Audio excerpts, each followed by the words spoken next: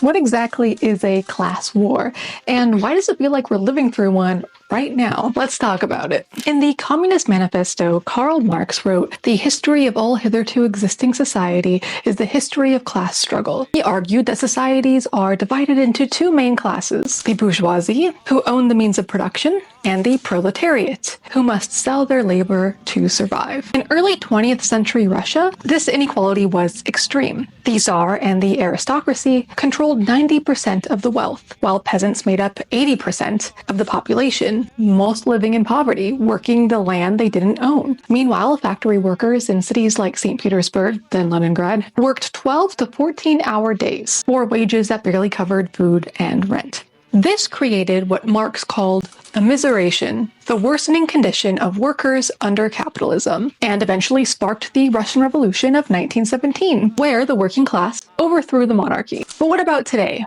The richest 1% of people globally own more than 43% of all the wealth. That's a modest estimate. That's what can be tracked down. All that while billions of workers face stagnant wages and rising costs. And of course, because of that, worsening conditions. The past 5 years has already shown us many global examples of what Marx would call a revolt of the oppressed class. Marx predicted this pattern. He said, "What the bourgeoisie produces above all is its own grave diggers." In other words, inequality creates resistance, and we're seeing that resistance build today.